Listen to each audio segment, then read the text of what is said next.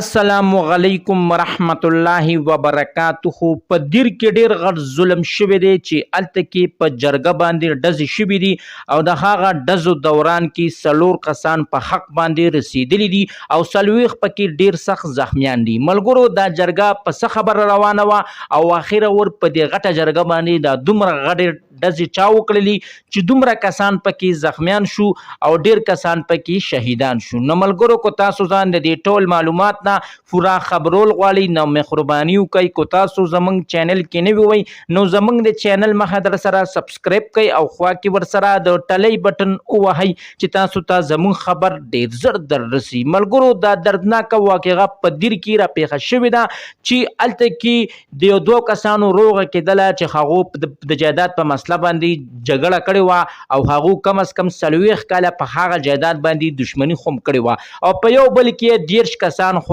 وجلی وو. خو په هغه کې علما کرام او د هر کلی مشران ناست یو او هغه جرګه ولنن په روغه کې بدلوله او د دغه دوانو قبیلې خپلو کې روغه کېدله چې په هغې کې ډېر غټ غټ مشران راغلي د حکومت کسان پکې هم ناست وو. نو ملګرو خدای خبر چې په هغه جرګې باندې کومو ظالمانو ډزې وکړلې چې د هغه ډزو دوران کې 4 کسان په حق باندې ورسېدل او 40 پکې ډېر سخت زخمیان شو. ملګرو چې هغه د کومو کسانو روغه چالو وه هغه ټول کسان په هغه ځای باندې موجود وو. د هغو دا وینا ده چې زموږ د طرف نه هېچا هم ډزې نه دي کړي ځکه چې موږ ټول له تاسو قسمونه راکړي دي. موږ دې وخت کې په جرګه کې موجود وو.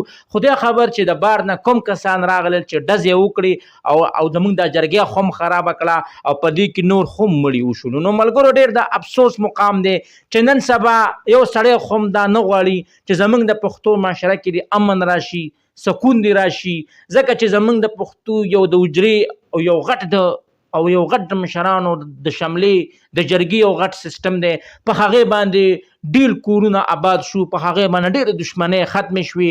نو ملګرو نن سبا هم په دې دنیا کې داسې ظالمان شته هغو دا نه غواړي چې د خلکو روغې دې وشوي او هغو خلک دا غواړي چې د دشمنۍ د ټول عمر برقرار وساتل شي.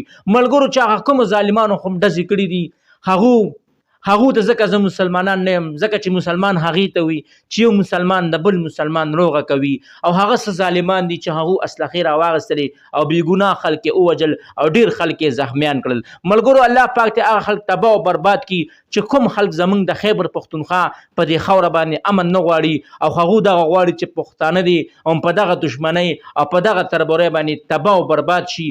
نه الله پاک دې د هغو کورونه برباد کړي چې څوک د پښتنو کورونه بربادول غواړي. ملګرو دا زما ویډیو به ستاسو ډېره خوښه شوې وي. د دغه رنګې ویډیو کتو دپاره زموږ د چینل مخه در سره ضرور سبسکرایب کړئ او خوا کې ور سره ضرور د ټلۍ نشان ووهئ چې تاسو ته زموږ خبر ډېر زر در رسي. السلام.